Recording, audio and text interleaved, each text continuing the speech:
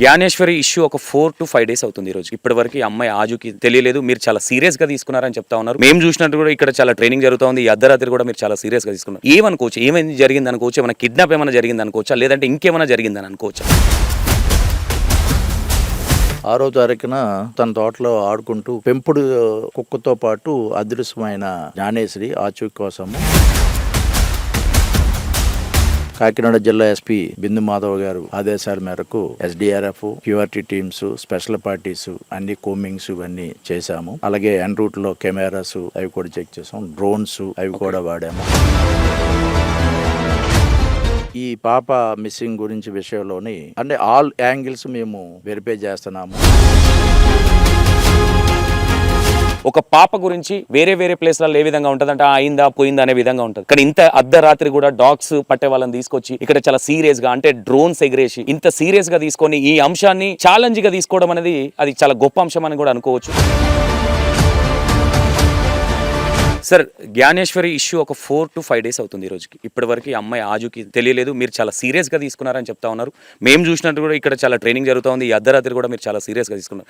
ఏమనుకోవచ్చు, ఏమైంది జరిగింది అనుకోవచ్చు, ఏమైనా కిడ్నాప్ ఏమైనా జరిగింది అనుకోవచ్చా, లేదంటే ఇంకేమైనా జరిగిందని అనుకోవచ్చా? 6వ తారీఖున తన తోటలో ఆడుకుంటూ పెంపుడు కుక్కతో పాటు అదృశ్యమైన జ్ఞానేశ్వరి ఆచూకీ కోసము కాకినాడ జిల్లా ఎస్పీ బిందు మాధవ్ గారు ఆదేశాల మేరకు SDRF, QRT teams, special parties అన్ని కోమింగ్స్ ఇవన్నీ చేశాము.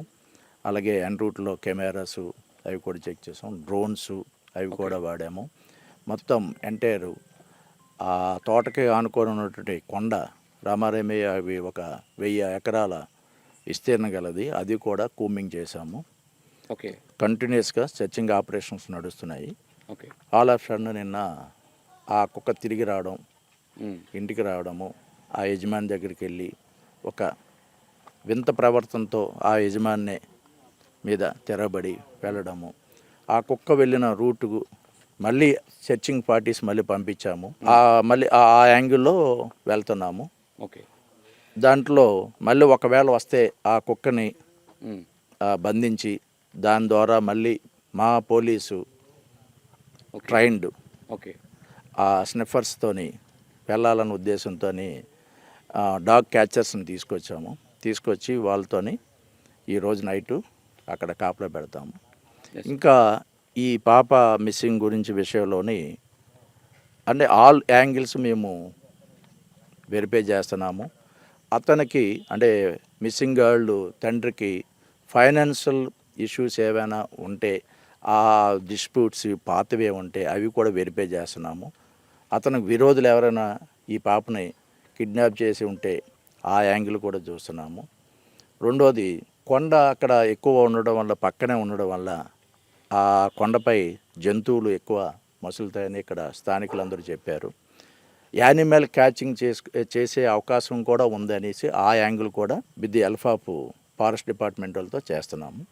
అన్ని యాంగిల్స్లో ఎలా ఈ పాప ట్రేస్ అయ్యి అంతవరకు ఈ ఆపరేషన్స్ నిరంతరము కొనసాగుతాయి.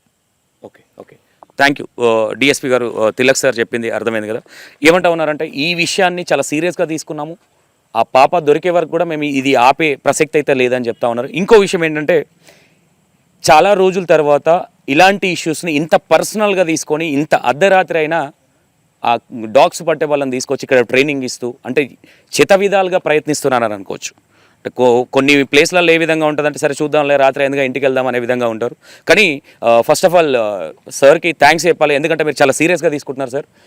ఫస్ట్ ఆఫ్ ఆల్ ఇలాంటి డిపార్ట్మెంట్లో ఇలాంటి సార్ వాళ్ళు ఉన్నప్పుడు చాలా రెస్పెక్ట్ అనిపిస్తూ ఉంటుంది. ఎందుకంటే చాలామంది ఉన్నారు, అందులో నేను చాలా రోజుల తర్వాత తిలక్ సార్ లాంటి వాళ్ళని నేను చూస్తూ ఉన్నాను కాబట్టి నాకు కొంచెం అప్రిషియేషన్ అనిపించింది. అంటే ఇంత రాత్రి ఇక్కడ కూర్చొని అందరూ ఎవరైతే పోస్టులలో ఉన్నారో అందరితో చాలా సీరియస్గా అక్కడ కూర్చొని చాలా సేపటి నుంచి డిస్కషన్ జరుగుతూ ఉన్నది.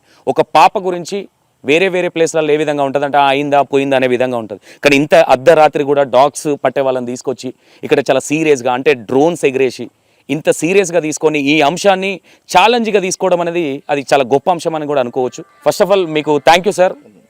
ఒకసారి నాట్ ఓన్లీ మై సెల్ఫ్, మా ఏలూరు ఐజీ గారు అశోక్ కుమార్ ఐపీఎస్ ఆయన, అలాగే మా కాకినాడ ఎస్పీ బిందు మాధవ్ ఐపీఎస్ కంటిన్యూస్గా మమ్మల్ని మానిటరింగ్ చేస్తున్నారు. Yes sir. Round the clock. అలాగే మా పెద్దాపురం సబ్ డివిజన్లో ఉన్నటువంటి ఆల్ హోమ్ గార్డ్ నుండి ఇన్స్పెక్టర్ వరకు, మైసెల్ఫ్ డిఎస్పి వరకు అందరూ ఈ పని మీద ఉన్నాము. సాటర్డే నుండి ఇదే పని మీద కంటిన్యూస్గా ఆపరేషన్స్. ఎన్ని ప్రాబ్లమ్స్ ఉన్నాయో అన్ని ప్రాబ్లమ్స్ అన్నీ మేము చెక్ చేస్తున్నాము. పాపని ట్రేస్ చేసేంత వరకు మాకు ఇది బాధ్యత. Thank you sir. విన్నారు కదా, ఇది మొత్తం మీద పాపను ఎవరన్నా దొరకబట్టిస్తే కూడా 1,00,000 రూపీస్ 1,00,000 రూపీస్ ఇస్తామని కూడా చెప్తా ఉన్నారు. ఎవరన్నా అంటే ఈ విజువల్స్ చూసిన వాళ్ళు ఎవరన్నా ఉంటే కూడా మీరు ఒకసారి ఆ పాప గిట్ల ఎక్కడన్నా మీకు కనిపిస్తే ఏదైనా చేస్తే మీరు ఒకసారి వీళ్ళకి చెప్పే ప్రయత్నం చేయండి. ఆ పాప ఎక్కడన్నా కనిపించినా, అంటే మీకు ఎవరికైనా అనుమానంగా ఏదైనా బస్ స్టాండ్లలో కనిపించినా, ఇంకోటి జరిగినా, మీరు ఒకసారి ఆ పాపను చూపించిన వాళ్ళకు ఒక రివార్డ్ కూడా ప్రకటించడం